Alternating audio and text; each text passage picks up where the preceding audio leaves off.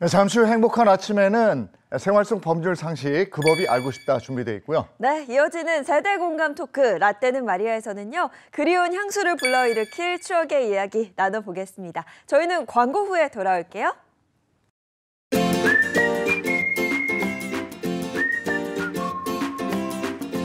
안녕하십니까. 행복한 아침 이재용입니다. 안녕하세요. 장예인입니다. 어느덧 9월의 마지막 날입니다. 오늘 9월 30일 월요일이고요. 그 아이들 왜 그 모래 놀이터 있잖아요. 네. 그 모래 놀이터에 얌체 골프족이 어느 날 등장을 했는데 결국은 이 얌체 골프족 때문에 곤란한 일이 생겼다는 한 어머니의 사연이 들어와 있습니다. 그 법이 알고 싶다 해서 한번 얘기 같이 나눠보도록 하겠습니다. 네, 그 법이 알고 싶다 기대해 주시고요. 여러분, 우리가 어떤 민족입니까? 춤이면 춤, 노래면 노래, 바로 흥의 민족 아니겠어요? 언제 어디서건 뭔가 춤을 출 만한 공간만 있다면 정말 발바닥에 땀이 나도록 비비고 다녔던 그때 그 시절 이야기를 잠시 후 라떼는 마리아에서 나눠보도록 하겠습니다. 자, 한 줄 시작, 월요일의 행복한 아침 본격적으로 시작합니다.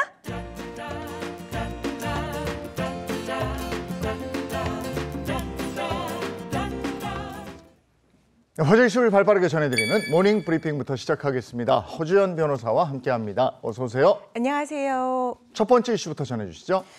네, 지난 24일 새벽 광주 도심에서 오토바이를 들이받아 2명의 사상자를 낸 마세라티 뺑소니 사망사고 운전자가요. 도주 67시간 만에 검거가 되기는 했습니다만은 사고를 둘러싼 피의자의 수상한 행적이 드러나면서 오히려 의문이 증폭되고 있습니다. 사고를 내고 구호 조치도 없이 도주해서 많은 비난을 받았습니다. 어떤 의혹들이 있는 거죠? 먼저 A씨의 주민등록상 주소지로 등록된 곳부터 정말 의문스러운 그런 상황입니다. A씨의 주민등록상 주소지가 어디로 되어 있냐면요. 광주 북구의 한 행정복지센터, 그러니까 예전 말로 동사무소로 돼 있다는 겁니다. 어떻게 공공기관의 주소지가 개인의 주민등록 주소지로 되어 있는지 의심이 가는 대목입니다. 또 입출국 기록을 통해서 수개월 동안 이 사람이 태국에서 머물렀다는 사실까지는 확인이 됐는데요. 왜 태국에서 거주했는지 그 이유가 명확하게 드러나지 않고 있는 상황입니다. 경찰 조사에서 본인의 직업이 무직이라고 주장한 A씨가 태국에서는 도대체 어떤 일을 했는지, 장기간 머무르다가 돌연 입국해서 이런 사고를 내게 된 경위, 이런 것들에 대해서 경찰은 계속해서 수사 중이다라고 얘기를 하면서 말을 아끼고 있습니다. 이게 들으면 들을수록 의혹이 많아요. 그리고 또 67시간 동안 도주할 때 조력자들이 있잖아요. 그 조력자들 관해서는 추가로 밝혀진 게 없어요. 이 조력자들도 굉장히 수상한 것이 무려 조력자가 3명이었고요. 그 짧은 시간에 이른바 대포폰까지 구해서 제공을 했다는 것은 상당히 일반적이지 않은 사례라고 볼 수 있습니다. A씨가요, 친구 B씨로부터 빌렸던 억대 수입차는요, 서울의 한 법인 소유 차량인 것으로 지금까지는 확인이 되고 있는데, 해당 법인의 얘기로는 되돌려받지 못한 차량이다라고만 얘기를 하고 있어서 차량이 왜 광주에 있는지 그 경위도 명확하지 않은 상황입니다. 또 사고 후에 차량을 버리고 현장을 벗어난 A씨는 이 또래 조력자의 도움으로 다른 수입 차량으로 갈아타고 곧장 대전으로 도주를 했는데요.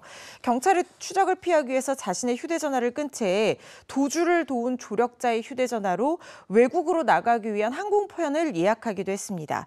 그러나 뺑소니 사고 용의자를 추적 중이다라는 보도가 나오고 출국 금지 명령이 내려지면서 A씨가 해외 도피를 포기하고 또 다른 조력자로부터 건네받은 대포폰을 이용해서 서울로 숨어들었습니다. A씨의 도주 행각은요, 추가 투입된 경찰의 저인망식 추적에 나서면서 꼬리가 잡히게 된 겁니다.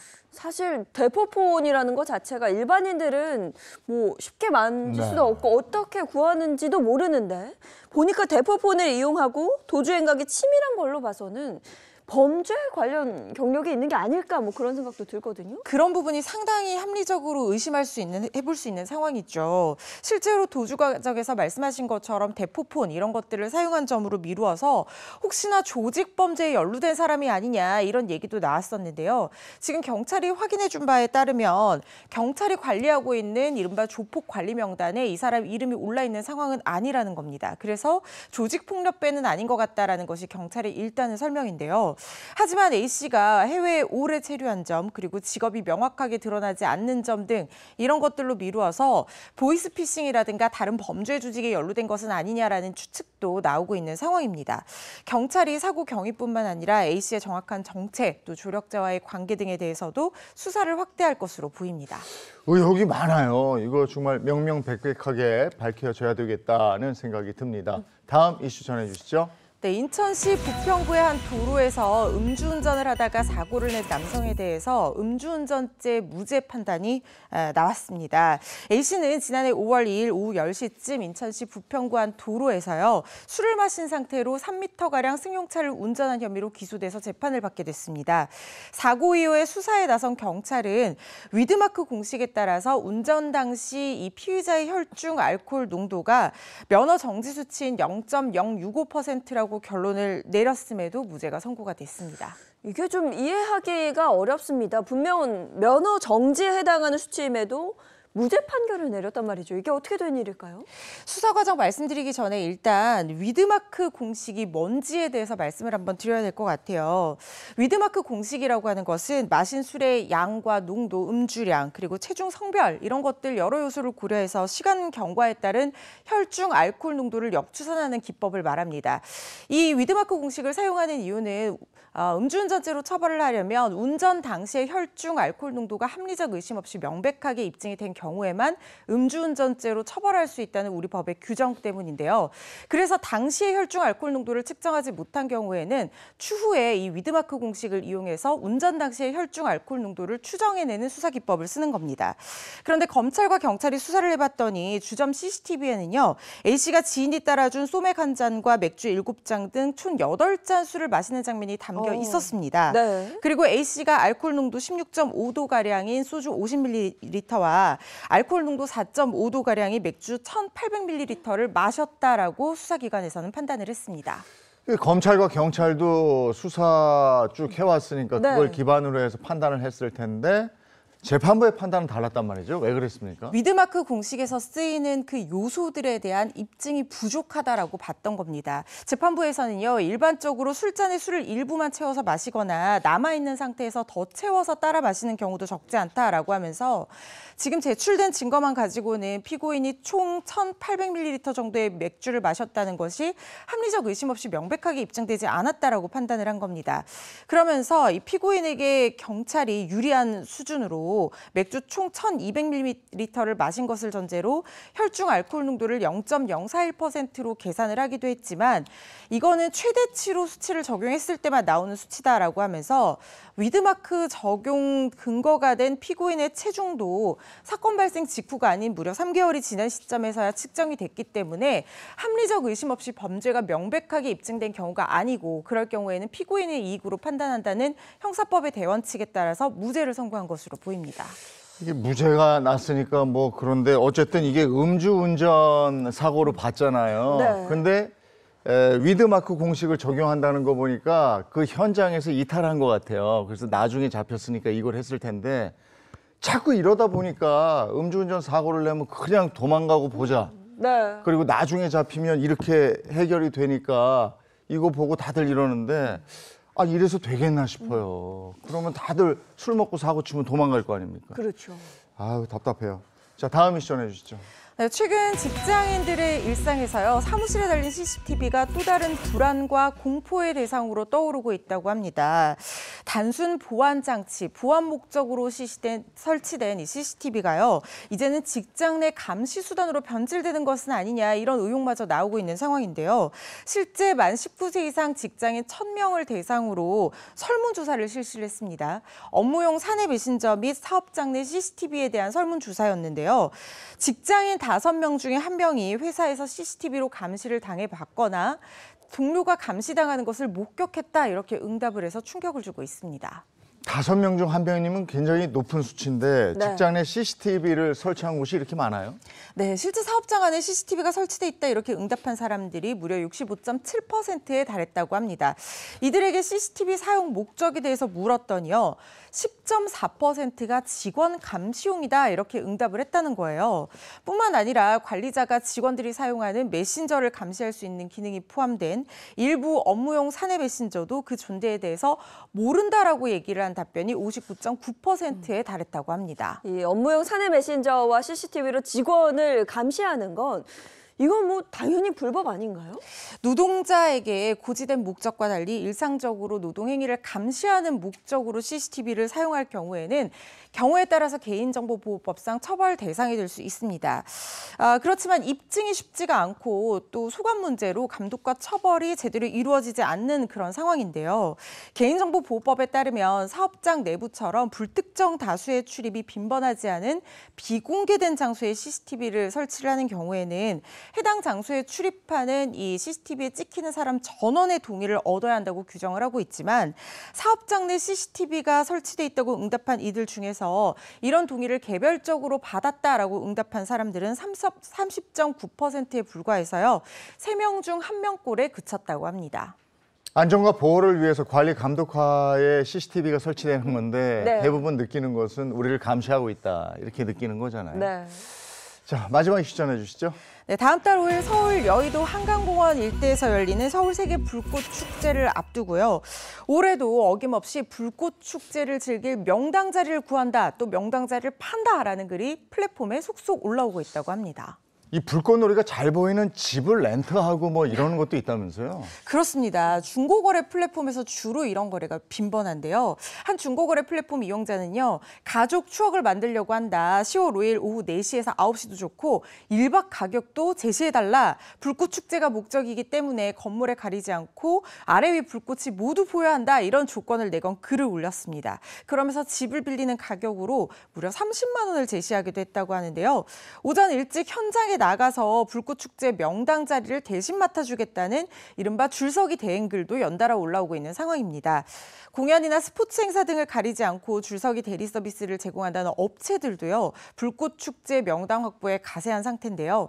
올해 불꽃축제에서는 무려 50만 명에 가까운 대규모 인파들이 운집할 것으로 예상이 되고 있는데 서울시에서 비상 대비에 나섰습니다. 긴급 상황이 발생할 경우에는 신속하게 대처를 할 수 있도록요. 현장에 구급차 또 수방 인력 약 330명을 배치하는 등 종합 대응 계획을 마련한 상황입니다. 야, 50만 명으로 예상된다니 정말 어마어마합니다. 그런가 하면 대전에서도 빵 축제가 열리면서 수많은 인파가 몰렸다고요? 제가 빵 축제가 몰리는지 모르고 주말에 대전을 다녀왔거든요. 정말 역에서부터 사람이 엄청나게 많고 제가 묵었던 호텔 바로 옆에 빵 축제가 열리는 공간이었는데 진짜 사람이 많더라고요. 주말 사이 열린 2024 대전 빵 축제가 전국에서 몰린 빵 사랑꾼들로 흥행몰이에 대성공을 했다고 합니다. 29일 온라인 커뮤니티에 바로 지금 화면에 나오는 저 모습 사진인데요. 이야. 대전 빵 축제에서 저렇게 줄을 많이 서고 인파가 몰린 사진들이 쑥쑥 올라왔다고 합니다. 사진 속에는 인기 빵집의 빵을 맛보기 위해서 길게 줄을 서서 기다리는 사람들 모습이 담겼는데요. 대전 빵 축제는 대전 지역 70여 개의 유명 빵집뿐만 아니라 전국 유명 빵집들을 한자리에서 만나볼 수 있는 축제입니다. 유명 빵집들을 한자리에서 만나볼 수 있다고 기대를 하니까 구름 인파가 몰린 거예요.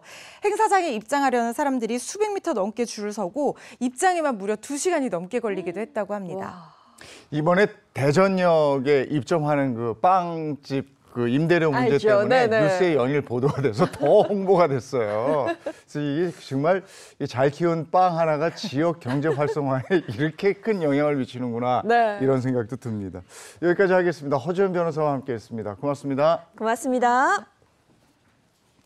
네, 이어서 오늘 날씨 소식 전해 듣겠습니다. 마지연 기상캐스터 나와주세요. 네, 사운동입니다. 어느덧 9월의 마지막 날입니다. 아직 한낮에는 볕이 강해서 덥게 느껴지는데요. 그래도 30도에 육박하는 낮더위는 오늘까지입니다. 우선 출근길 안개 상황부터 살펴봅니다. 현재 강원과 남부 내륙에 안개가 짙게 껴있는데요. 교통안전에 각별히 유의해야겠습니다. 오늘 전국 하늘 맑게 드러나 있습니다. 별다른 비나 소나기 예보는 없겠고요. 일교차만 15도 안팎으로 크게 벌어지겠습니다. 오늘도 예년 이맘때보다 덥겠습니다. 서울 28도로 어제와 비슷하고요. 대구와 부산 등 남부지방도 28도 선 보이는 곳이 많겠습니다. 국군의 날인 내일은 전국에 비 예보가 있습니다.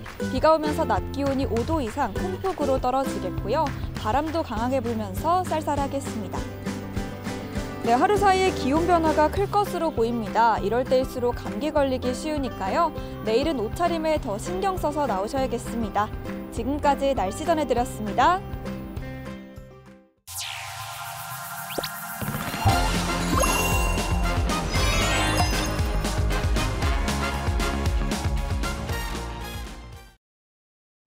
이번에 자동차 관련 얘기 나누겠습니다. 방송인 박수림 씨 그리고 장진택 기자 어서 오세요. 반갑습니다. 반갑습니다. 참 빠르죠. 9월의 마지막 날입니다. 네. 하반기 점검 한번 해볼까요? 교통법규가 달라졌거나 달라진 교통법규가 뭐가 있습니까? 네. 우리가 도로를 이렇게 운전하고 가다 보면은 이렇게 생긴 표지판, 후면 번호판 단속 중. 맞아요. 이런 거 보신 적 있으신지 모르겠는데 이게 올해 말부터 점점 확대 적용되고 있는 후면 단속 카메라입니다. 지금까지는 이 후면 단속 카메라가 거의 뭐 시범 설치 수준이었어요. 그래서 전국에 그렇게 많지는 않았는데 하반기부터 각 지자체마다 이 새롭게 도입하고 추가 설치하는 등 좀 많이 활성화될 예정입니다. 그 우리나라 단속 시스템이 고정식 단속 카메라하고 이동식 단속 카메라 이렇게 두 대가 있잖아요. 그래서 대부분 운전자들이 운전하고 가다가 단속 카메라 딱 있으면 속도 줄여. 그러니까 지나가면서 속도 우와 올려서 가잖아요. 이게 캥거루 운전이라고 합니다. 이게 일명 캥거루 운전을 아시는 분들은 뜨끔하실 거예요. 최근에 그 배달 오토바이와 같은 그런 이륜차의 캥거루 운전 사고가 많이 발생하고 있습니다. 그래서 기존까지는 카메라 두 대로 각각 한 방향을 단속했어요. 근데 최근에는 기존 단속 카메라에 후면 단속 기능을 추가로 장착해서 이제는 카메라 한 대로 양방향 차로를 모두 단속할 수 있게 된다고 합니다. 특히 이 후면 단속 카메라는 그 AI 인공지능 이 시스템이 들어가 있어가지고 이 영상 분석과 함께 이 레이더를 이용해서 차량의 번호판을 인식하고 단속할 수 있다고 하는데요. 네. 이륜차의 신호 위반 및 과속 등 교통법규 위반 행위를 집중적으로 단속할 수 있다고 합니다. 이륜차 번호판은 뒷면에만 있잖아요. 앞면에 없고.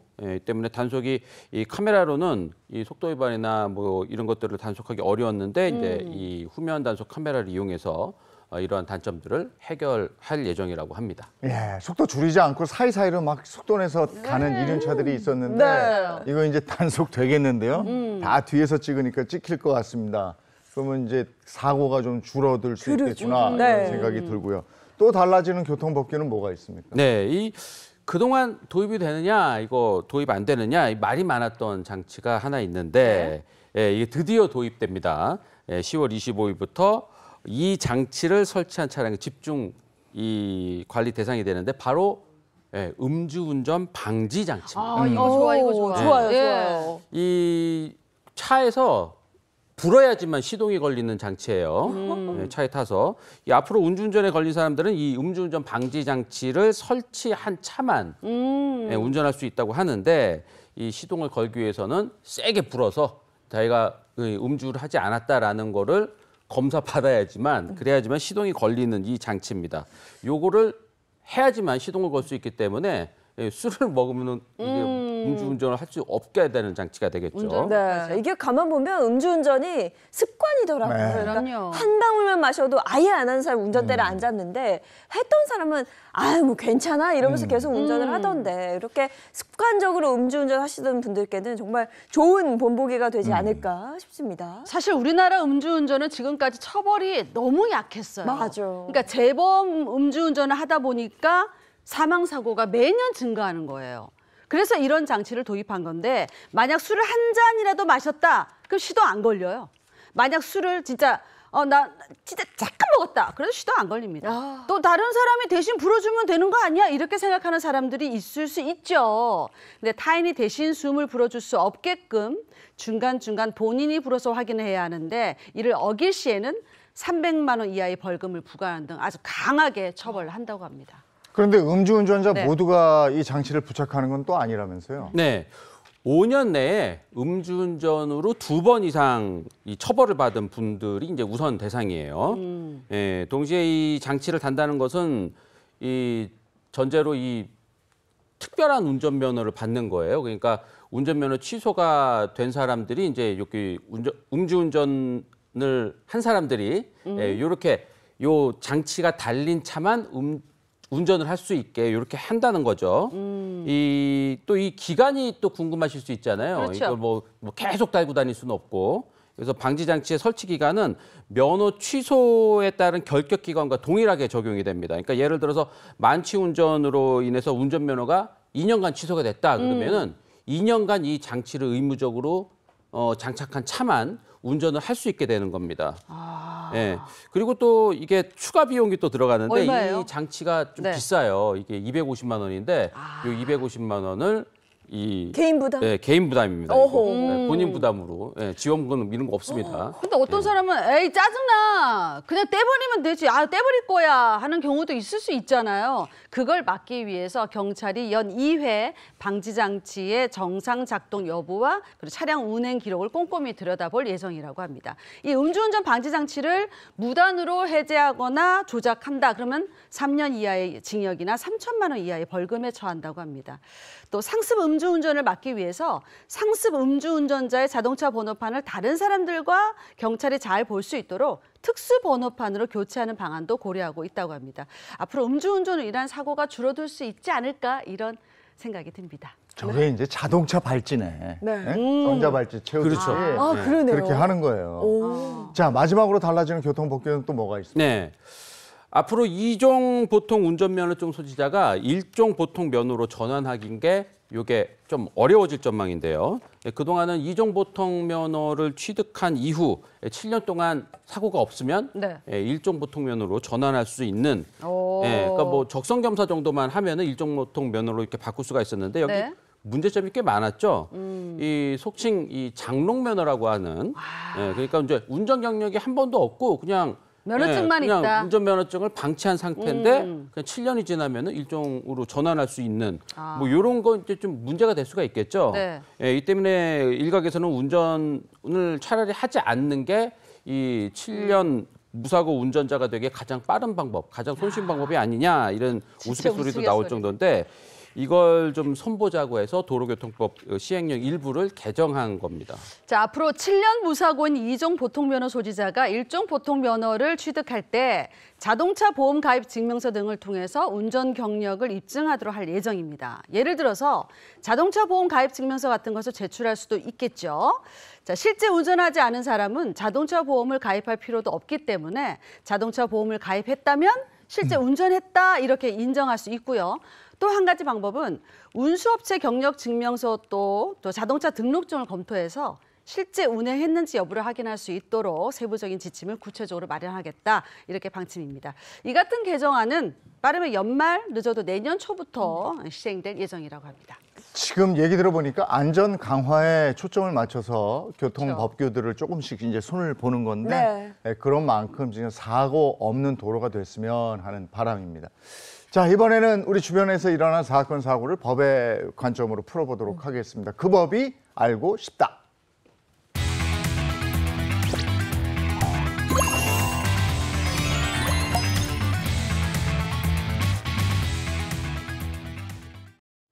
네, 행복한 아침 함께하고 계신 지금 시각 7시 54분을 향해 가고 있습니다. 자, 월요일에 만나는 이호선 상담심리 전문가, 어서 오세요. 안녕하세요. 반갑습니다. 네, 반갑습니다. 그리고 월요일에 법률 해결사죠. 강성신 변호사, 또 허주현 변호사 함께합니다. 반갑습니다. 안녕하세요. 네, 오늘 준비한 첫 번째 주제는요. 자, 첫 번째 주제 저희 함께하게 될 텐데요. 자, 요즘 취미로 골프 친다 하시는 분들 많이 계시죠? 네. 그런데 아파트 모래 놀이터에서 무료 골프 연습장을 차린 한 입주민 때문에 아이고. 요즘 아주 최근 아주 핫 이슈가 되고 있는데요. 아주 황당한 일을 겪은 하나의 어머니의 사연입니다. 자, 그래서 제목은 놀이터에서 벙커샷 날리더니 내 골프채 물어내!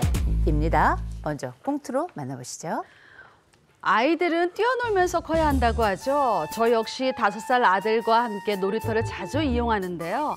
아이들 까르르거리는 웃음소리와 뛰어노는 걸 보면 안전한 놀이 공간이 있는 이 아파트에 사는 게 참 만족스러웠습니다. 그 부부를 보기 전까지 말이죠. 여보, 나이스 샷! 이게 지금 날아가는 거 봤지? 이거 뭐 완전 프로샷이야. 타이거 우즈도 울고 가겠어. 어우, 얘 점점 늘어. 근데 여기 공간이 튀어져 있어서 그런지 스크린보다 훨씬 낫네. 그치, 여보. 여보, 너무 멋있다, 최고야. 어머, 잠시만요. 지금 애들 노는 놀이터에서 지금 뭐 하시는 거예요? 보면 모르시나? 골프 안 치시는 모양이구만. 그 골프 연습 중입니다만. 아니 그걸 누가 몰라서 물어보냐고요. 아니 애들이 지금 몇 명이서 놀고 있는데 위험하게 골프채를 휘두르시면 어떡해요? 저기요. 예? 저기요? 아니, 애들을 위해서 만든 놀이터라뇨. 저도 정당하게 그 놀이터 관리비 내고 이용하는 거거든요. 놀이터 뭐 애들만 사용하라는 법이 있어요? 아니, 저희도 정당하게 사용할 권리가 있다고요. 어린 것이 어디 대도 아니 이게 말이 되는 상황이에요? 물론 놀이터가 아파트 공을 공용 공간인 건 맞아요. 말도 안 나오잖아. 진짜 버벅거리게 되네. 근데 아이들을 위해 조성한 공간이잖아요. 그런 곳에서 위험하게 골프 연습 이게 말이 되냐고요. 언제까지 진짜 조마조마한 마음으로 지켜보던 어느 날 기어코 사건이 터지고 말았습니다. 내 손. 아니, 어머, 여보, 왜 그래? 아니, 골프채는 왜 또 부러졌어? 왜 나 그래? 이거 뭐야, 이거 바닥에 위험하게 장난감 이런 거 막 두고 이러면 안 되는 거잖아. 나 진짜. 괜찮으세요? 그러니까 제가 위험하다고 했잖아요. 골프 연습 하지 말라고 그랬잖아요, 제가. 아니, 근데 여보세요. 내가 지금 이게 골프 연습하다 다친 것 같아요? 그쪽이 여기에 그냥 장난감 아무렇게나 이게 놔두고 이래가지고 여기 들어왔는데 바로 다친 거 아니에요? 무슨 소리 하시는 거예요? 지금 애들 놀이터에서 골프 친 게 그게 잘못인 거죠. 아니, 어머, 아줌마 말 조심하세요. 모래에 장난감 파묻어 두면 그 위험한 거 그거 몰라요?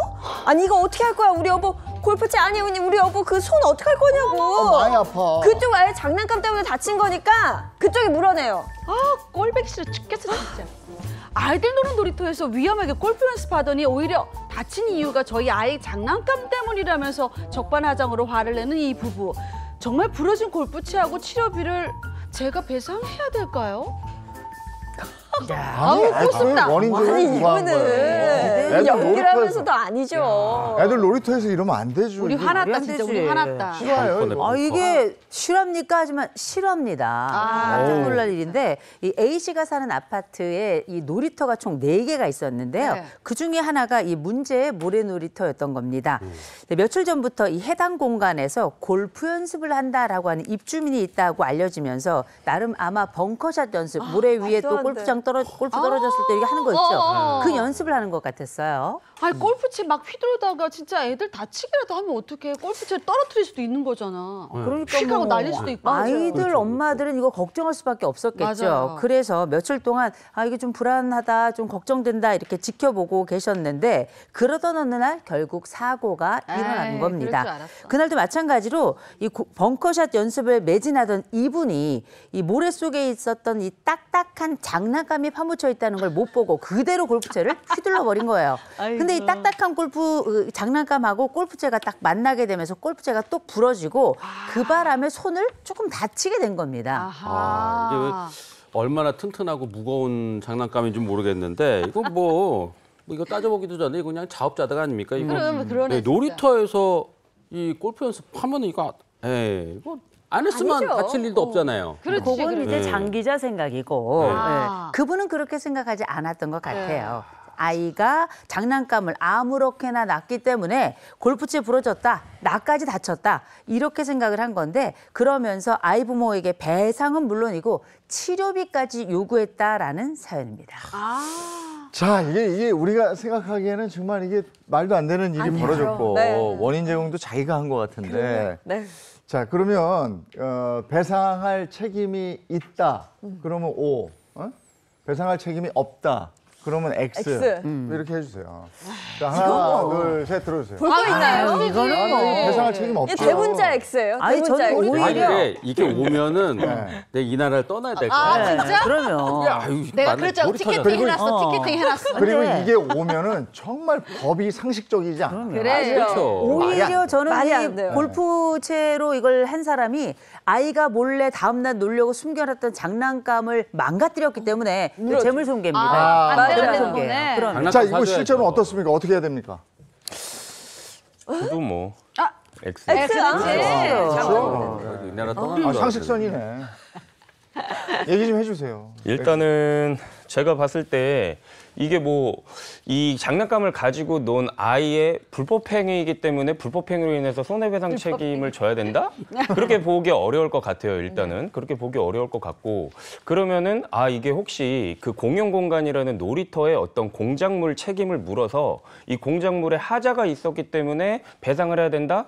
아 그것도 좀 여의치 않을 것 같아요. 네. 왜 그러냐면 일단은 공작물 책임을 물으려고 하면 적어도 이 공작물의 어떤 그 유용성 이 효용 행위를 그대로 사용했을 경우에나 이 책임을 물을 수 있는 건데 우리가 지금 놀이터에서 골프 연습을 하는 행위가 과연 그 공작물을 제대로 잘못된 사용한 거죠. 것이라고 우리가 볼 수 있을까요? 아니죠. 없죠. 저는 절대 그렇게 볼 수 없기 때문에 이거는 좀 공작물 책임도 묻기가 어려워 보이고 아까 그 말씀하신 것 중에 아 이거는 뭐 법이 이렇게 되면 잘못된 건데 이렇게 말씀하셨는데 사실 이 골프 연습 행위가 요즘에 꼭 놀이터뿐만이 아니라 다른 곳에서도 굉장히 네, 문제가 많이 많이 되고 하죠. 있거든요. 공원에서도. 근데 이 행위를 명백하게 금지하는 법안이 현재까지는 없어요. 발의가 된 적은 있었는데 그래서 이런 부분은 좀 조속하게 입법을 통해서 정리를 해야 되는 부분이 그렇구나. 아닌가 이렇게 생각이 좀 듭니다. 근데 이분이 또 만만치가 않은 게 부러진 골프채뿐만 아니라 손을 좀 다쳤으니까 이 치료비까지 물어내라 이렇게 네네. 요구를 했거든요. 손 다친 그 치료비 이것도 주지 않아도 되는 거죠, 허 변호사님? 보통 손해배상 책임 같은 것들을 묻는 것이 이제 민사상 소송으로 가게 된다고 하면 어느 한쪽이 100% 잘못한 경우를 상정하기가 상당히 어렵기 때문에 좀 일부 과실상계가 되는 경우들이 많거든요. 그런데 저는 이 사안에서 과실상계조차도 되지 않을 것 같아요. 그러니까 아예 그냥 청구가 기각될 것 같다는 생각이 드는 게 아이들이 놀이터에서 모래 장난감 파묻고 놀고 그러라고 모래 갖다 놓는 거잖아요. 그럼요. 아이들 모래성 쌓고 그 안에 장난감 놓고 그러라고 갖다 놓는 건데 놀이터에 장난감을 둔 게 그 자체가 과실로 보기가 어렵다는 생각이 맞아. 듭니다.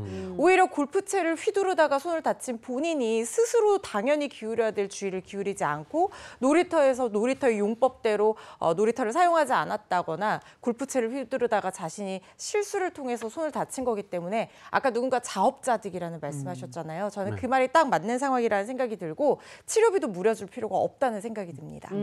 근데 이 놀이터 이 장소 지금 우리가 얘기를 하고 있습니다만 여의뿐이 아니고 한강공원 잔디밭에서 하는 사람도 있고요. 네. 또 여름철 해변 가보면 그 해변에서 벙커샷 연습하는 바다로 쏜다고 바다로. 자, 근데 이런 사람들이 그래서 있잖아. 제가 준비했습니다. 자, 이런 데서까지 골프를 친다고? 자, 골프가 뭐길래 도대체? 자, 민폐 골프 베스트 3 갑니다. 첫 번째. 아파트 지하 주차장입니다. 지난해 한 장의 사진이 온라인 커뮤니티에 올라왔었는데요. 야. 당시 글을 쓴 A 씨가 지하 주차장에서 바닥 치는 소리가 자꾸 나서 가보니까 한 남성이 골프채로 스윙 연습을 하고 있었다고 합니다. 하도 바닥을 강하게 내리쳐서 A 씨가 주차장 바닥이 까지니까 그러지 말라 만류를 했는데도 불구하고 아랑곳하지 않고 계속 나이스 샷! 나이스 샷! 지하 주차장에서 그랬답니다. 아니 저 사진 보니까 채를 여러 개를 또 가지고 갔어요. 하나만이 아니라 종류별로 아유, 연습하려고 가지가지 한다. 본인 골프채에도 문제가 생기지 않나? 망가질 텐데. 저기 방수 다 까질 텐데. 그렇죠. 자, 두 번째는 아까 말씀하신 해변입니다. 네. 2021년 울산 한 진화 해수욕장에서 아이고, 벌어진 아이고, 일입니다. 아이고, 뭐 하세요? 50대로 추정되는 한 남성이 해변에 사람들이 지나다니는데도 아랑곳 하지 않고 위험하잖아. 풀스윙을 하면서 골프 연습하는 모습이 포착돼서 정말 많은 사람들이 경악하기도 했죠. 벙커샷이 아니고 티샷인 모양인데. 아니 티셔츠 안 입고 있잖아. 저 티샷 아니야. 자, 마지막 세 번째는요. 놀라지 마십시오. 문화재 보호 구역입니다. 네? 네. 장소는 울산의 대표 독립운동가인 고원 박상진 의사의 생가에 조성된 역사공원이라고 하는데 이곳에서까지 골프 연습을 하는 민폐 골프족들이 있어서 많은 사람들이 공분을 사기도 했어요. 대체 왜 그러냐고요. 그린으로 생각을 했나 보다. 아니 다른 건 몰라도 저 문화재 보호구역에서 저러는 거는 법이 아니죠. 이미 정해져 있지 않을까요? 문화재 보호구역 내라고 하더라도 금지 행위라든가 허가를 받아서 해야 되는 행위에 대한 규정은 있지만 그런 것들이 주로 어떤 행위냐면요. 개발 행위라든가 뭐 현상이나 용도를 변경하는 행위라든가 건축 행위 이런 것들만 규제를 하고 있거든요. 아니면은 뭐 그 문화재 보호구역 내의 동물이나 식물, 광물 이런 것들을 포획하거나 채취하거나 반취하는 그런 행위들만 규정을 하고 있거든요. 그리고 소음, 진동, 유발, 그다음에 광고물 설치 이런 것들은 또 규제 대상은 되지만 이 법을 만들 때 설마 누가 문화재 보호구역 안에서 이렇게 골프를 치는 맞아. 거라고 예상이나 했겠습니까? 이런 경우 자체를 상정하기 어렵다 보니까 정확하게 직접적으로 문화재 보호구역 내에서 골프 연습을 하는 행위를 규제한다. 이런 근거 법령은 없는 것이 사실입니다. 그러다 보니까 이 골프 연습 행위 자체를 직접적으로 처벌하기는 좀 어려운 상황이고 네. 유사하게 적용할 수 있는 어떤 근거 규정을 찾아서 유추 적용해서 과태료 부과, 만약에 맞는 게 있다고 하면 상황에 따라서 과태료 부과를 할 거냐 말 거냐. 근데 꼭 맞는 그런 상황이 아니라고 한다면 과태료 부과조차도 어려운 것이 사실이죠. 그리고 만약에 이걸 뭐 문화재를 부수었다라고 하면 국가지정 문화재 기준으로 문화재를 효용을 해야 하는 행위라고 봐서 3년 이상의 유기징역형에 처할 수 있지만 골프 연습을 한다고 해서 다 막 이게 부서지거나 망가지거나 이렇지는 또 않을 수도 있잖아요. 그냥 연습 행위 자체를 규제하는 건 쉽지가 않고 다만 이제 경범죄 처벌법상 10만 원 벌금형 정도로 규정을 할 수가 있는데 근데 10만 원 벌금형이 처벌 수위가 너무 낮잖아요. 그렇지. 그러다 보니까 이게 현실적으로 근거 규정이 마땅치가 않은 것이 사실입니다. 네. 한 3, 4년 전부터인가요? 골프 인기가 아, 정말 상승했어요. 대단했어요. 네. 근데 아무리 그렇다 하더라도 왜 자꾸 이런 일이 반복적으로 벌어지는 걸까요? 글쎄요, 제가 봤을 때는 이 속칭 골프 빌런들이라고 하잖아요. 이 사람들의 이 터무니없는 시민의식이 문제가 아닐까. 저는 이렇게 네. 생각이 들거든요. 제가 실제로 이 하천 주변에서 운동을 하다 보면 거기서도 이렇게 하는 사람들이 있어요. 그러면 이 골프 연습을 하면서 문제가 뭐냐면 이 골프공이 굉장히 딱딱하지 않습니까? 여기에서 지나가는 행인들이 다칠 수가 있어요. 맞아서. 그리고 스윙을 잘못해가지고 만약에 내가 채를 놓친다. 그럼 그 채에 맞을 수도 있는 거거든요. 맞아. 사실 우리가 골프장 내에서 지금 정말 제대로 된 골프 연습을 하더라도 거기에는 뭐 사고 캐디라는 나죠. 보호 장치도 있고 넓은 공간이나 이런 게 보장이 되어 있는데 뭐 하천 이런 데서는 그런 게 전혀 되지. 보장 장치가 없는 상황이란 말이에요. 제가 봤을 때는 자신의 행위가 얼마나 위험한 행위인지를 제발 인식을 해야 될 것 같아요. 물론 이들의 행위로 인해서 누군가가 다치거나 한다면 뭐 상해죄라든지 과실치상죄라든지 물을 수 있지만 결국에 이런 것들은 다 그 사람이 다치고 나서 피해자가 생기고 나서의 일이란 말이라는 거죠. 그래서 네. 제가 봤을 때 이런 거에 대한 명백한 어떤 사전 예방적인 법 규정이 현재는 없는 상황에서는 시민의식이 제가 봤을 때는 좀 제고돼야 되는 게 아닌가 이런 생각이 좀 강하게 듭니다. 그리고 골프 연습 행위 자체를 법적으로 처벌하는 근거 규정이 없다는 점도 문제점의 하나로 지적이 되고 있거든요. 이런 행위를 할 때 무조건 처벌된다라는 어떤 경각심을 일깨워주는 것이 이 무분별한 골프 연습 행위를 좀 억제하는 데 도움이 되지 않을까 싶습니다. 네. 근데 이렇게 무분별하게 공공장소에서 골프 연습을 하다가 사람이 다치는 건 물론이고요. 만약에 시설물이나 뭔가 다른 사람의 무언가 물건을 망가뜨리게 되면 이건 역시도 좀 물어줘야 하는 거죠. 그럴 때는 재물손괴죄가 성립을 할 수가 있게 되는 거고요. 당연히 그 부분에 대해서는 손해배상을 해줘야 됩니다. 문화재를 만약에 훼손했다라고 한다고 하면 당연히 그 부분에 대해서 복구 비용까지 다 내야 되는 것이고요. 뭐 보통 사인의 소유물, 개인의 소유물을 망가뜨리거나 그 사람을 다치게 했다라고 하면 재물손괴죄뿐만 아니라 과실치상죄까지도 성립할 수 있거든요. 그렇게 되면 위자료라든가 치료비 같은 것들도 다 물어줘야 되죠. 저런 분들을 보고 이게 상식이 없는 사람. 그럼요. 상식이 없는 그러니까 거죠. 몰상식한 사람이라고 그러잖아요. 네. 저건 상식이잖아요. 아유, 좀 운동을 해도 좀 상식선에서 했으면 좋겠습니다. 다음 주제는요? 네, 두 번째 주제 말씀드리겠습니다. 자, 우리나라 4명 중에 1명은 자영업자다. 여러분 많이 알고 계실 텐데 이렇다 보니까 일명 임대차, 곧 건물주하고 이런 분쟁이 생기는 경우들이 굉장히 많은데 그래서 오늘 주제는 이렇게 잡아봤습니다. 자, 계약 만료 하루 전 가게 뺄게요. 어쩌죠? 일단 꽁트로 먼저 만나보시죠. 자영업자 430만 세대라고 하죠. 저 역시 야심차게 치킨 가게를 차린 지 2년. 하지만 현실의 벽은 차갑기만 했습니다. 영끌에 영끌을 더해서 차린 가게는 파리만 날리며 적자만 쌓여가고 있었습니다. 이번 달도 적자네. 이거 어떡하냐. 오늘도 영 손님이 없네요. 요즘 경기가 진짜 어렵긴 한가 봐요. 옆에 101호 카페도 가게 정리한다고 하더라고요. 근데 사장님 저 이러다가 그냥 실직자 되는 건 아니겠죠? 아유, 그래도 우린 아직 단골 손님들 있으니까 괜찮을 거야. 내가 밖에 나가서 전단지를 좀 돌려볼게. 네네. 하지만 제가 아무리 발버둥을 쳐도 직원의 월급마저 밀리는 최악의 상황이 오고 말았습니다. 어쩔 수 없이 저는 가게 폐업이라는 결단을 내리게 됐습니다. 마침 임대차 계약 만료일도 다가오고 있었거든요. 아이고 백교 사장님. 네. 네, 건물주예요. 알고 있죠? 네, 건물주의 건물주 아시죠? 아유. 네, 잘 지내시죠? 예. 야, 요즘 가게로 통 못 가봤네. 이 장사 잘 되죠? 저 건물주님 죄송한데요. 제가 가게를 좀 폐업하려고요. 마침 임대차 계약도 내일이 만료라서 내일 정리하려고 하는데 괜찮죠? 내일까지 보증금 준비해 주시면 감사하겠습니다.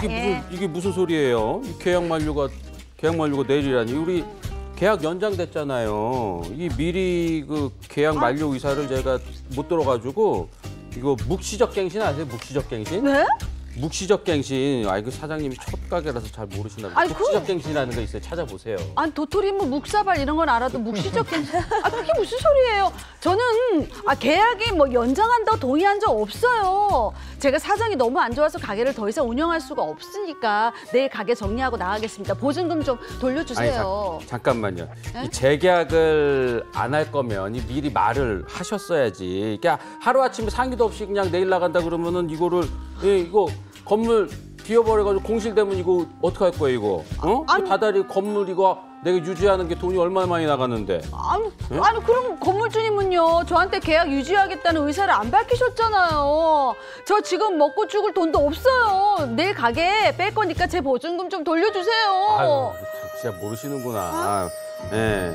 이 정 나가겠다면은 제가 다음 임차인을 구할 때까지 3개월치 정도를 제가 이거를 돌려주세요. 3개월치 월세, 관리비. 요거를 수림 씨가 내면은 내가 그 관리비를 뭐 어떻게 할 텐데 하여튼 지금은 하여튼 내가 보증금 못 빼줘요, 내가. 어제 술도 드셨잖아요. 그 많은 술을 드시고 보증금은 뭐야? 이씨 정말. 안 그래도 가게를 폐업하게 돼서 속이 이만저만이 아닌데 묵시적 갱신을 들먹이며 3개월치 월세와 관리비를 내지 않으면 보증금을 돌려주지 않겠다는 건물주. 제가 동의하지도 않은 계약 연장 때문에 3개월치 월세와 관리비를 내야 하는 게 이게 맞는 걸까요? 이거 어떻게 해야 돼? 그러니까 상가 계약 만료 하루 전에 임차인이 나가겠다고 통보를 했다는 건데 이게 어떻게 된 사연인지 구체적으로 좀 듣고 싶어요. 네, 자세히 좀 말씀드리면 이 사건이 어떻게 된 거냐. 이 A 씨가 2018년 12월 31일부터 2년간 인천 남동구의 한 상가 점포를 임대해서 보증금 3천만 원에 월세 180만 원 조건으로 계약을 했습니다. 와. 여기까지는 뭐 일반적 임대차 계약이다라고 볼 수 있는데 문제는 이 계약 만료일이 도래하던 그 시점에 발생하게 됐는데요. A 씨가 계약 만료 하루 전인 2020년 12월 29일에 돌연 나는 계약갱신을 하지 않겠다라고 임대인 B 씨에게 통보를 한 겁니다. 그랬더니 A 씨가 이후에 임차권 등기를 마친 이듬해인 1월 27일에 가게를 뺄 수 있었던 거예요. 근데 그 전에 아무런 설명이 없었다면 임대인 입장에서는 당연히 재계약을 하는 거구나 하고 생각할 수도 있으니까 좀 이게 그렇죠. 당혹스러울 수 있겠네요. 그렇죠. 여기서 이제 좀 차이가 나게 되는 건데 네. 이 임대인 B 씨 역시 그렇게 생각을 했는지 계약 만료 한 달 전부터 묵시적 갱신, 이 묵시적 갱신이 인정된다면서 계약은 2021년 3월 29일 원래 계약했던 데부터 2년 지나고 나서 3개월 지나고 요때 해지됐으니까 어쨌든 3개월만큼의 월세와 관리비를 제한 나머지 보증금을 돌려주겠다라고 임대차 보증금 변제 공탁을 하게 됩니다. 아이고. 이에 A 씨가 네. 보증금 3천만 원을 전부 돌려달라 이렇게 보증금 반환 청구 소송을 재계약이 된 겁니다. 그러니까 일부를 돌려줬군요. 그러니까 3개월치를 빼고. 근데 묵시적 계약 갱신으로 본 거고, 그 다음에 임차 들어와 있는 분 내가 전날 얘기했으니까 다 돌려달라 이건데, 네. 전날?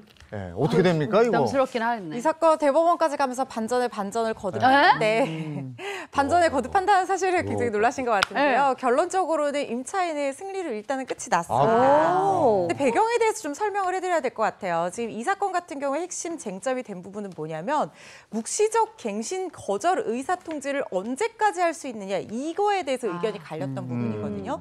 집주인은 한 달 전까지 해야 된다고 얘기를 했고 임차인은 하루 전에 해도 된다 이렇게 얘기를 하면서 그게 이제 싸움이 붙은 거잖아요. 그렇죠. 묵시적 갱신이 뭐냐면 기간이 정해진 임대차 계약은 원래 기간이 끝나면 계약이 끝나는 거잖아요. 그런데 그 계약 기간이 지났는데도 불구하고 임차인이 건물을 계속해서 쓰고 있단 말이에요. 그런데 집주인도 거기에 대해서 별말을 안 해요. 그러면 양측이 이 계약을 똑같은 조건으로 다시 갱신했구나라는 암묵적인 의사의 합치가 있는 걸로 보고 이 계약을 존속시켜주는 걸 묵시적 갱신이라고 해서 인정을 해줍니다. 네. 그런데 문제는 뭐냐면 이 묵시적 갱신 거절이나 갱신 여부에 대한 의사를 언제까지 통지할 거냐. 그런데 우리 상가 임대차 보호법에서는요. 계약갱신 청구권이라는 권리를 별도로 규정을 하고 있어요. 이게 뭐냐면 임대차 기간이 만료하기 6개월에서 1개월 전까지 임차인이 계약 한 번 더 연장해 주세요라고 하면 임대인은 정당한 사유 없이는 그 요청을 거부를 할 수가 없어요. 그렇겠죠. 이걸 임차인을 보호하기 위해서 만들어주는 계약갱신 청구권이라는 권리가 있거든요. 그 임대인 입장에서는 아니 계약갱신 청구권도 한 달 전까지 행사해야 되는데 묵시적 갱신 안 할 거면 한 달 전까지 통지를 했어야지 내가 손해를 입지 않는 거 아니냐. 그렇죠. 그러니까 이거는 나는 3개월치를 빼야 된다. 왜냐하면 3개월은 묵시적 갱신 같은 경우에는 통고를 받은 날로부터 3개월 지나면 바로 해지가 된다고 하니까 자기 나름대로는 합리적인 범위 내에서 뺀 거예요. 그 부분을. 네. 그런데 임차인은 아니다. 나는 한 달 전에 얘기를 할 수 있다라고 하면서 이 다툼이 생긴 부분이고 최종적으로 대법원이 임차인의 손을 들어준 겁니다. 네.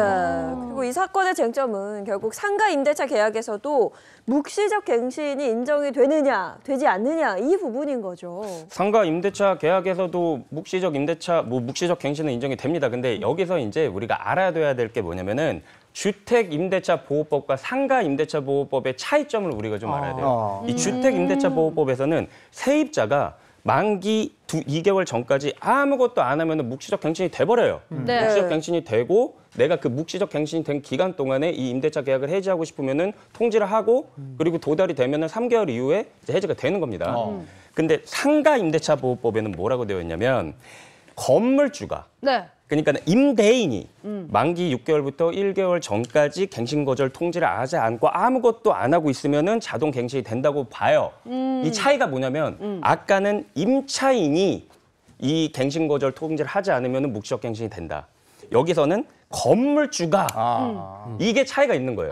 그러니까는 이 상가의 경우에는 주임법에서 주택임대차 보호법에서 따르는 이 임차인의 그 묵시적 갱신에 대해서는 조문이 없어요. 언제까지 해야 된다라는. 그러니까는 하루 전에 했더라도 이 건물주 입장에서는 조금 억울할 수도 있지만 이거를 뭐 금하는 조문 같은 게 없으니까 하루 전에 통지도 유효하다라고 본 것입니다. 하루 전에도. 이게 그렇게 되는 거구나. 또 하나 새로운 거 알았어요. 네. 이게 은퇴 후에 이제 자영업 생각하시는 분들이 많으실 텐데 맞아. 오늘 말씀드린 부분 꼭 잘 기억을 해두셔서 임대차 계약하실 때 염두에 두셔야겠습니다. 저도 지금 알았네요. 저도 그래요. 네. 아, 이게 일반 주택하고 상가하고는 다르구나. 알겠습니다, 알겠습니다. 오늘 여기까지 하죠. 고맙습니다. 고맙습니다.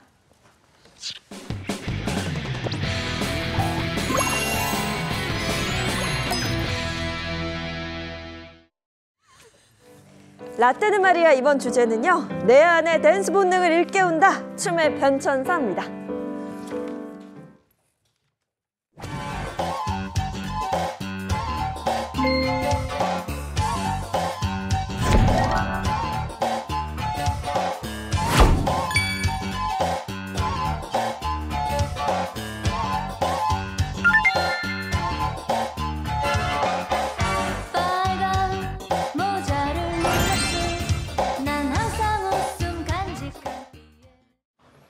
세대 간의 추억을 공유하는 시간 라떼는 말이야. 오늘 댄스 한번 해보자고. 제가 전문이잖아요. 디스코. 야, 이런 거. 디스코, 예, 이거. 디스코. 헛슬. 자, 그래서 오늘은 전 국민을 춤신춤 왕으로 만들었던 그때 그 시절 춤의 변천사를 한번 짚어보려고 하는데요. 혹시 여러분은 좀 기억나는 춤이 있으세요? 춤의 계보가 있던데. 많죠? 네. 대다리 춤 이런 거 이재용 님이 잘하실 거고. 개다리 춤 내가 하려고 그랬는데. 이거. 네. 강남정 오빠 있잖아. 맨날 이거. 그래서 손가락으로도 막 이렇게 했었고. 네. 그다음에 심신 오빠의 오직 하나뿐인 권총. 그대 권총. 쌍권 청춘. 권총. 그대여 밤 생각나네. 그대여 밤 이런 거 빼놓고 많아요 춤. 나전 입으로 춤을 추잖아요. 너무 많죠. 장진택 기자는 강남 스타일 이런 거. 네, 강남 스타일. 말춤. 강남 좀 스타일. 닮은 것 같아. 오빤 강남스타일 빵 그 해보세요. 전에도 말춤이 뭘 닮은 있었어. 것 같아요. 해봐요 시작. 오빤 강남스타일 야, 이게 싸이 씨가 사실 이 노래도 정말 선풍적인 인기였지만 네. 이 노래가 절정에 도달할 수 있었을 땐 제가 볼 때 이 말춤이 이게 그럼. 정말 특이한 목을 한 게 아니겠어요. 야, 전 세계적으로 히트였어요. 해외 나가도 이거 다 하더라고요. 진짜 전 세계가 나왔죠. 근데 저 전에도 80년대 말춤이 유행했던 적이 있었고요. 근데 그때 또 그거 있어. 종로에는 사과나무를 심어보자. 심어보자. 이게 뭐야? 그게 뭐야? 그거 몰라요. 이용 씨 노래 그렇게 따라서 동네 올라가야 되는데. 동네 아저씨들 춤추는 거 아니에요? 동로에는 사과나무를 심어보자. 이게 뭐야? 아니 근데 그건 또 헛슬처럼 다 아니에요? 똑같이 막 이렇게 쳤었어요. 다 했어요. 아, 저는 정말 태어나 처음 봐요. 우리 60년대부터 가볼까? 60년대는 60년대. 단연 트위스트 아니었어요? 맞아요. 네. 지금도 응. 유행이 있고 맞아. 계보가 있습니다. 맞아, 자, 그래서 맞아. 가장 먼저 60년대. 60년대. 네, 힌트를 저희 제작진이 준다고 하는데요. 힌트 한번 보시죠. 자.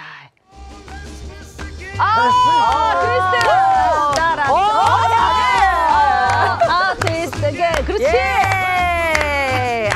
비벼. 저 사람은 60년대 태어나지도 않았어요. 어떻게 저렇게 잘하죠? 저도 어떻게 이렇게 잘했어? 예, 그렇지. 아니 장 작가님 맞아. 대단하시다. 아, 이마리 씨한테 배웠나? 이렇게. 네. 잘해. 저것도 트위스트죠. 뭐 바로 나오잖아. 비비는 지금도 거군요. 어르신들은 이 트위스트 음악 나오면 제가 방송 보시면 비비고 하셨을 이렇게, 거예요. 오. 자동적으로 발바닥 비비게 되잖아요. 물론 지금도 유명하지만 1960년대는 그야말로 트위스트가 전국을 휩쓸었다고 해도 과언이 아닙니다. 그러니까 미국에서 탄생했어요. 이 트위스트가. 전 세계적인 유행 춤이 되었던 이 트위스트가 발바닥을 비비고 손을 위아래로 흔들어주는 간단하고 쉬운 동작이에요. 그러니까 꼬맹이부터 어르신들까지 남녀노소 장소 불문하고 다들 모두에게 사랑을 받았던 트위스트입니다. 아, 그러니까 그때는 뭐 소풍 가도 트위스트, 뭐 그래. 여행 가도 트위스트, 캠프파이어 할 때 트위스트, 그냥 같이 만나면 무조건 트위스트. 청년들이 이 문화 공간에서 이 옛날에 음악 감상실 같은 게 있었잖아요. 거기서 정기적으로 트위스트 춤 경연 대회가 열리기도 했었어요. 이 60년대를 강타했던 이 트위스트 춤, 네. 요 춤 이름을 예명으로 사용하는 댄스 가수까지 등장이 됐었는데 바로 그 유명한 트위스트 킴. 트위스트 킴. 맞아요. 네, 트위스트 킴은 이제 국내 최초의 남자 댄스 가수라고 진짜 잘 평가를 비비셨어. 하기도 했는데 이 1964년에 개봉한 영화죠. 맨발의 청춘에서 당대 최고의 배우 신성일, 엄앵란 씨와 호흡을 맞추면서 트위스트 실력과 재치 넘치는 입담으로 일약 스타덤에 올라서 그 시대를 대표하는 청춘 스타로 자리매김했게 됐습니다. 맞아. 자, 이렇게 60년대를 휩쓸었던 춤이 트위스트였다면 네. 70년대는 뭐 고고장이죠. 네, 요즘 말로 핵 인싸라는 말이 있습니다. 그 시절 핵 인싸들의 핫플레이스 같은 곳이 바로 이 고고장이었죠. 네. 고고장 그럼 뭐 고고. 장 기자님 좀 다니셨나? 고고장이요? 네. 네, 저는 뭐 나이트클럽이나 뭐 클럽 문화의 시초가 되는 이 고고장을 저는 가보진 못했어요. 예, 근데 좀 어려가지고 그때는. 근데 고고장은 이제 화려한 조명에 실내가 이게 들썩거리게 할 만큼 큰 음악을 진짜 크게. 큰 음악을 틀어가지고 뭐 롤러 스케이트 같은 것도 맞아. 하면서 그렇지, 뭐, 그렇지. 뭐 이렇게 했다는 영상을 봤는데 네. 예, 그 유명한 춤이 바로 이 고고춤입니다. 고고춤. 고고춤. 야, 우리 제작진 스태프 중에 이렇게 또 춤꾼이 있었을 줄 몰랐어요. 세희 작가 자, 대단합니다. 고고춤 네. 잠깐 보고 오겠습니다. 고고춤 갑시다. 자, 어떤 음악? 맞아. 딴딴딴. 오, 맞아, 맞아. 오, 맞아. 잘한다. 오, 웬일이야? 어머. 예. 아니, 잠깐만. 이거. 이야. 어머, 너무 잘하는데요? 해도 되는 게 아닌데? 잘하네. 야, 대단해요. 강사 장 작가님. 같아요. 오. 아니 옛날에 저희 이제 뭐 고고라는 거 잘 아실지 모르겠는데 초보시긴 해보셨을걸요? 근데 이게 옛날에 기억나시죠? 이 언니들 얘기 들어보니까 옛날에 야전이라는 게 있었어요. 야전? 일명 야외 전축이라 그래가지고 요새 이게 다시 막 붐을 이뤄가지고 맞아요. 왜 007 가방 같은데 뚜껑 딱 열면 거기 전축 있는 거 아시죠? 맞아. 그런 거였는데 홈박스. 이게 휴대용이었었거든요. 여기다가 이제 백판 딱 얹는 겁니다. 그렇죠. 그래서 요거 일명 해적판이라고 우리 부르죠. 옛날에 야매로 이렇게 구매했던 거. 요 백판 딱 올리고 나서 요거 딱 돌리기 시작하잖아요. 그러면 뭐 다 같이 일어나가지고 하늘 찌르고 땅 찌르고 뭐 맞아, 돌아가면서 맞아. 막 노는 겁니다. 그냥 재밌었죠. 특히 네. 그 70년대는 통행 금지 있었죠. 장발, 미니스커트 이런 단속 등으로 인해서 대표되는 문화적 억압의 시기였잖아요. 그러니까 이 시기에도 사랑은 꽃핍니다. 청춘 남녀들의 자유를 찾아서 각자의 방식으로 그 시절을 즐겼어요. 당시 대학생들 사이에서는 고고 미팅이라는 게 유행했었습니다. 그러니까 주로 낮 시간에 적당한 다방을 빌려서 단체로 미팅을 하는 거예요. 되게 학과 대 학과 단위로 하는 경우가 많았다고 하는데 이 고고 미팅에서는 고고춤을 출 수 있게 빠른 노래가 서너 곡 나오고 나면 그 다음에 브루스 곡이 한 곡씩 나왔잖아요. 그래서 고부 갈등 이게 유행했었어요. 아니, 고부 갈등은 갈등. 며느리랑 시어머니 사이의 갈등인데? 물론 그 뜻도 있지만 네. 70년대는 고부 갈등. 고고춤을 춰야 될까? 브루스를 춰야 될까? 고부 갈등. 이래서 고부 갈등. 그때 절묘하다, 나온 절묘해. 거예요. 이 밖에도 밤새 고고춤을 추면서 술 마시는 사람들을 고고족이라고 그랬어요.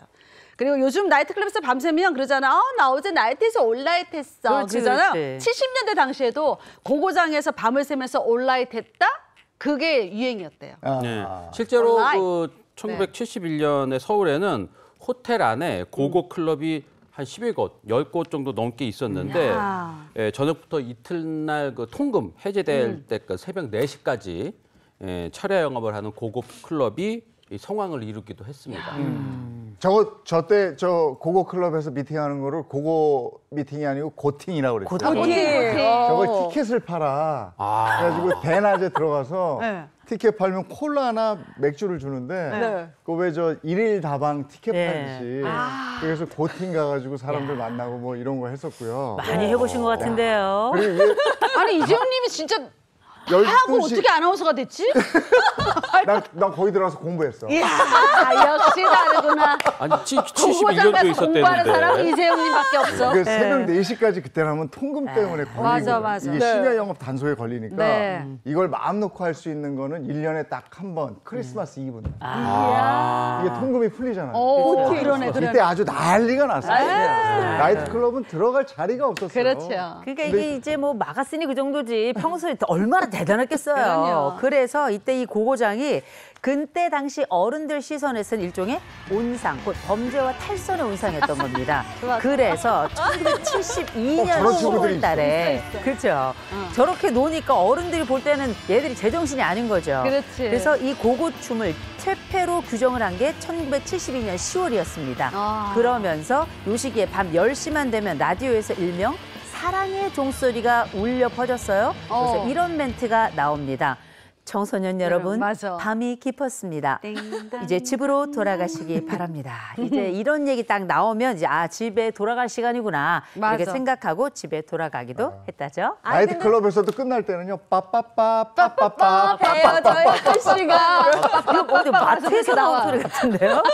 아니, 근데 뭐 예나 지금이나 같아요. 뭐 하지 말라면 더 하거든요. 이거 하지 말란다고 안 했을까요? 맞아요. 그럼요. 그 열정을 어떻게 막을 수 있었겠습니까? 네. 그래서 이 고고족들이 장소 불문하고 어디서든지 고고를 추기 시작했는데 오죽하면 열차 안에서 이 고고춤을 추는 바람에 다른 승객들하고 시비를 붙는 일도 있었고요. 그리고 우리 행락철 곧 우리가 막 여러 여기저기 다니는 한여름철에는 관광버스에도. 이 단골 사고 뭉치로 이 고고춤이 떠오르기도 했습니다. 이것 때문에 때문에 1978년 4월에만 이 열차 칸의 고고전 21명이 즉결 심판에 넘겨지기도 와, 그 했습니다. 정도로? 네. 이게 주로 어디서 이루어지냐면 그 기차 화물칸에서 그래요. 그렇죠. 그 화물칸 타면 신촌에서 화사랑까지 가는, 지금 일산까지 가는 그 기차예요. 대학생들이 화사랑에 가서 한잔 하려고 탈 때 이미 취해 있어. 이미 취했어요. 그래서 그 화물칸 안에서 아까 말씀하신 그 음악 틀어놓고 거기서 이렇게 춤들을 췄다고. 그러다가 정말 안타까운 대형 참사가 일어나기도 했습니다. 와. 이게 뭐냐면 1974년 대왕 코너 화재로 화재가 나게 됐는데 그때 네. 사망자 88명 중에 무려 78명이 이 고고 클럽에서 춤추던 사람들. 아유, 무섭다니까. 이렇게 그랬군요. 보면. 자, 8, 90년대로 이제 가볼까요? 네. 아니면 그 전에 더 장진택 기자 하실 말씀이 있어요? 네, 요 고고춤의 열기가 쉽게 된 이 영화 한 편. 어떤 영화 말씀드리려고 그러는데 네. 이 유명한 영화 배우 존 트라볼타의 토요일 밤의 열기라는 영화가 토요일 밤의 열기. 디스코의 등장이. 네. 디스코 열풍. 네. 그렇죠. 요 고고춤을 이 디스코가 밀어낸 거예요. 아하. 예, 영화 속의 존 트라볼타가 추는 춤, 이 디스코는 전 세계 젊은이들을 열광시키고 뭐 네. 한국에서도 예외는 아니었습니다. 1978년 9월 26일자 동아일보 기사에는 요 디스코 열풍을 미리 점쳐보기도 했는데요. 네. 디스코 열풍 상륙 기미, 고고, 쿵푸 이후의 새 음악 뭐 이런 제목으로 요즘 미국, 일본 등지에서 젊은이들 사이에서 돌풍을 일으키고 있는 디스코 열기가 곧 한국에 상륙할 기세를 보이고 있다라는 내용의 기사를 실었습니다. 어허. 8, 90년대는 디스코뿐이 아니고 이제 본격적으로 음악과 춤이 결합하는 그런 시대가 됐잖아요. 맞아요. 자, 우리 제작진 춤꾼이 또 등장합니다. 한번 보시죠. 네. 자, 8, 90년대 디스코. H.O.T. 아니에요? H.O.T. 망치춤. 맞아.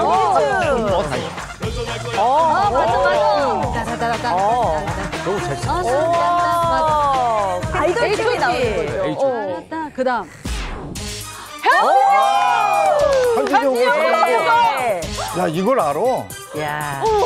다 같이 헤이! 그렇지. 야, 야. 배운 모양인데. 야. 댄서 출신 아닌가요? 그러게. 야. 예. 야, 최고. 인재네, 인재. 너무 잘 추는데요. 야, 그러니까 요즘에 현진영 이제 춤, 저 춤은 후드티 이거 뭐 그렇지. 쓰고 쓰고. 노래방에서 또 항상 이렇게 빰빰빰빰 이랬잖아요. 근데 사실 이때부터 우리 대중가요의 댄스 가수들이 쏙쏙쏙 등장을 합니다. 댄스를 한가닥 했던 가수들이 이때 등장을 했는데 먼저 대표적으로 한국의 마돈나. 나 오늘 밤은 어제 먹었어. 그러지 마. 네 눈이 무섭다 막 이 장난치고 막 했었는데 김한선 씨가 이전의 가수들이 보여주지 못했던 잘해.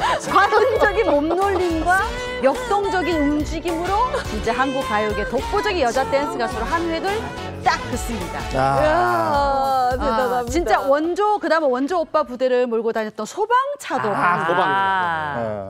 그대 빼놓을 수 없지. 그녀에게 빰빰 전해주오 있잖아요. 점프 막 하고 막. 공중제비 돌고 마이크 던지고 막 당시 국내에선 파격적이었던 댄스 퍼포먼스를 선보이면서 신드롬급 돌풍을 일으켰습니다. 이게 이때 전 세계적으로 이제 네. 그야말로 신드롬을 일으킨 팝의 황제 마이클 잭슨. 문워크가 등장합니다. 그렇죠. 이거 따라하느라고 아주 난리가 났어요. 전설이죠. 예. 뒤로 가고 막 이런 거. 막 문워크 뒤로 가는 거 아시죠? 빌리 진 난 말이요. 그래서 우리가 일명 모든 춤은 마이클 잭슨 이전과 이후로 나눈다. 진짜 멋있어. 진짜 대단하죠. 놀라웠어요. 전설이야. 이게 저게 1983년에 좋아. 보인 건데 이 공연이 TV가 생긴 이래 인류의 가장 역사적인 순간 중에 한 장면으로 선정되기도 했습니다. 이게 대단한데 이게 이제 대중음악계의 시각적 효과라고 하는 새로운 개념을 제시했다는 평가를 받고 있는데요. 저도 저거 옛날에 한번 따라했다가 발목을 다쳐가지고 아유, 왜 그랬어. 멋있습니다. 그러니까 마이클 잭슨 하면 또 하나 유명한 린 댄스, 일명 무중력 네. 댄스라고 하잖아요. 이 빌리진의 문워크로 엄청난 성공 얻은 마이클 잭슨이 이 성공 뒤에 심적 부담감을 많이 느꼈다고 합니다. 그래서 인간이 할 수 없는 동작을 생각하다가 야. 저거.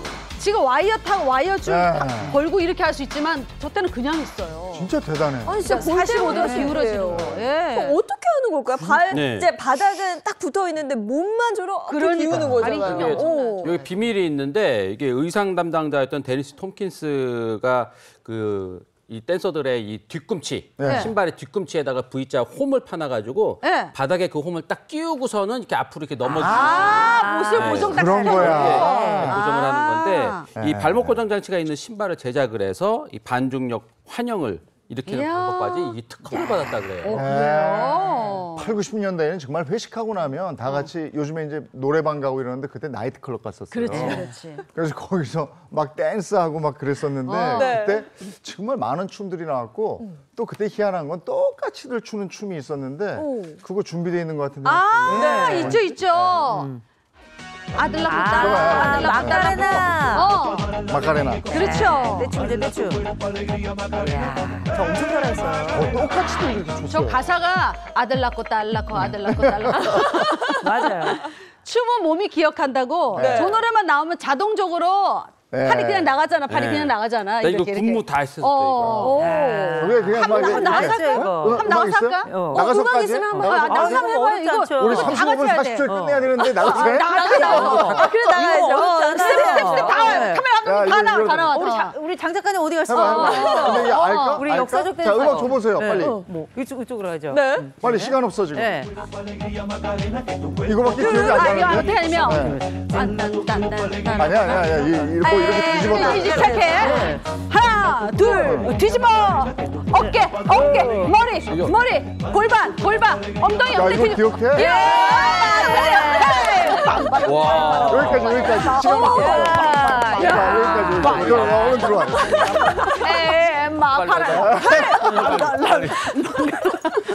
야, 야, 흥의 민족이 많네요. 맞아요. 재밌다. 와, 재밌습니다. 마카레나까지. 2인조 남성 예, 듀엣이었잖아. 오늘 여기까지. 야, 이게 춤의 계보를 쭉 읊다 보니까 옛날 생각 무지하게 납니다. 네. 그때는 왜 이렇게 미쳐서 춤을 췄는지 모르겠어요. 우리 춤추러 갑시다. 아, 자, 여기까지 네. 하겠습니다. 고맙습니다. 고맙습니다. 춤추니까 덥네요. 오늘 날씨 바로 알아보도록 하죠. 마지원 기상캐스터 나와주세요. 네, 상암동입니다. 9월의 끝자락인데 아직 한낮에는 덥습니다. 오늘도 낮 기온이 30도에 육박하겠는데요. 그래도 내일부터는 기온이 한풀 꺾이겠습니다. 우선 출근길 안개 상황부터 살펴봅니다. 현재 강원과 남부 내륙에 안개가 짙게 껴있는데요. 이동하실 때 반드시 서행 운전하셔야겠습니다.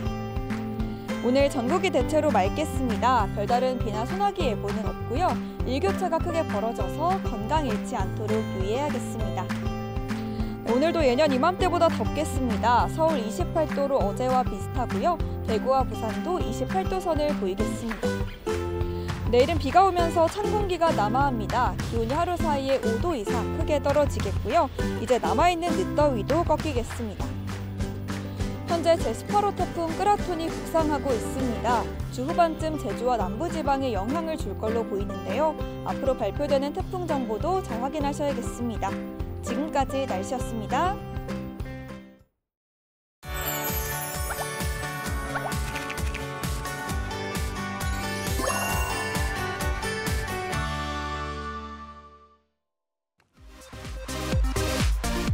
코리안 드림 천만 캠페인 조직위원회 등이 개최한 2024 코리안 드림 통일실천 대행진이 지난 28일 경기도 파주시 임진각 평화누리공원에서 열렸습니다. 한반도의 평화와 통일을 기원하기 위해 마련된 이번 행사에 이산가족, 탈북민, 시민 등 3만 명이 모여 진영 논리를 벗어나 남북 시민이 주체가 되는 통일운동을 통해 세계 평화를 이뤄야 한다고 외쳤는데요. 안녕하세요. 저는 통일을 실천하는 사람들의 공동상임의장을 맡고 있는 서인택입니다. 이번 행사의 조직위원장을 맡고 있습니다. 저희의 통일이 북한 동포들을 해방하고 자유와 인권을 그들에게 돌려주는 저희 동포의 바람과 더불어서 또한 이 한국의 통일이 한국의 통일뿐만 아니라 세계 평화에 도움이 될 수 있다라고 하는 입장에서 세계 평화 실현의 하나의 기폭제가 될 수 있는 한반도 통일을 만들어 나가기 위해서 이번 모임을 저희가 갖고 있습니다. 시민주도 통일운동은 지난 2012년 통일을 실천하는 사람들의 창설과 함께 시작됐는데요. 이들은 분단 4세대가 지나기 전 BTS와 엑소 등 K-팝 아이돌 스타들이 참여한 통일 노래를 제작하며 1020 세대에게 통일의 열망을 확산시켜 왔습니다. 통일을 실천하는 사람들은 이번에도 젊은 세대들의 인식 개선을 위해 나섰는데요. 제2의 3.1운동인 코리안 드림 1000만 캠페인과 함께 앞으로도 민족 간의 화합을 이끌어낼 수 있는 자리가 계속해서 마련되길 바랍니다. 오늘이 9월의 마지막 날, 내일은 10월의 첫날이 되는데 네. 이번 한 주는 퐁당퐁당이에요. 맞습니다. 아마 두근두근 설레는 분들도 좀 많이 계실 것 같은데요. 또 하나 전해드릴 게 이제 찌는 듯한 낮더위는 오늘까지라고 합니다. 이 9월 마무리 잘 하시기 바랍니다. 좋은 하루 보내시고요. 저희는 내일 아침 7시 30분에 돌아올게요. 행복한 아침, 행복한 하루 되십시오. 고맙습니다. 고맙습니다. 즐겨봐, 너의 세상. 플레이 더 넥스트 채널 A.